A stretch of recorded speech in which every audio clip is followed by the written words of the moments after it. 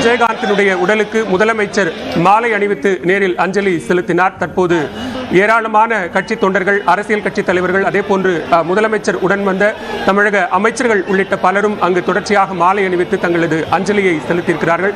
நம்மோடு தொலைபேசி வாயிலாக இணைந்திருக்கிறார் மூத்த இயக்குனர் திரு SP முத்துராமன் அவர்கள்.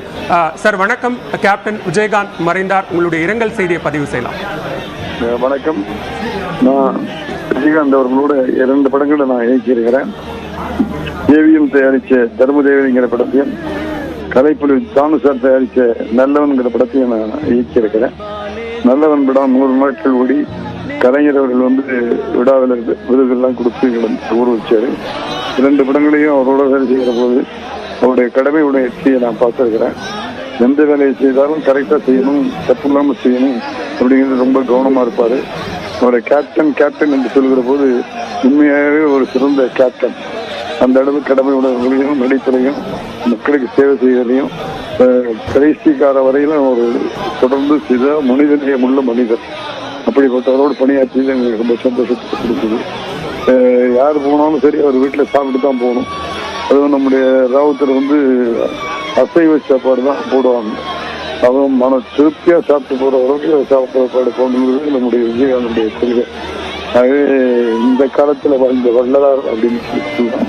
மனிதநேயம் உள்ள மனிதர். யார் உதவி கேட்டாலும் இல்லைன்னு சொல்லாமல் அந்த உதவிகளை செஞ்சு கொடுக்கக்கூடிய சிந்தனை செஞ்சு அப்படிப்பட்ட அவர் கலைஞர் அவர்களுக்கு விழா எடுத்தாரு.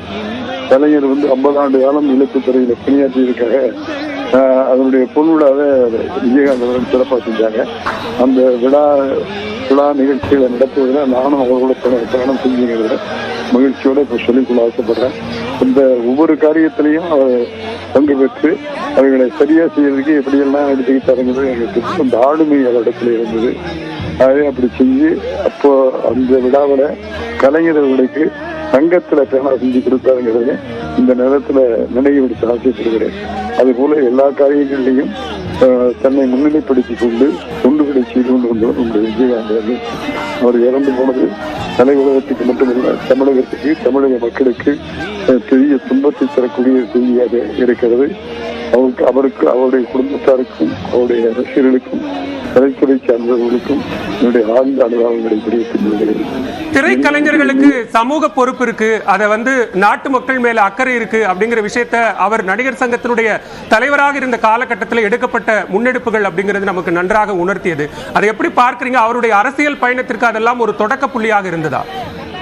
நிச்சயமா அவருடைய பணி எல்லாமே மக்களுக்கு சேவை செய்கிற மனப்பான்மையோடு இருந்தது. அது எந்த காரியத்தை எடுத்து செஞ்சாலும் அவர் சிறப்பாக செஞ்சார். அந்த பெருமை அவருக்கு உண்டு. அதே கேப்டனாக வாழ்ந்தார், கடமை உணர்வோடு வாழ்ந்தார், மனித நேயத்தோடு வாழ்ந்தார் அப்படிங்கிறத இந்த நேரத்தில் சொல்லி அவருக்கு வாழ்ந்த அஞ்சலியை தெரிவித்துள்ளது. மிக்க நன்றி திரு SP முத்துராமன். இணைப்பில் உங்களுடைய இரங்கல் செய்திகளை பதிவு செய்தமைக்கு நன்றி.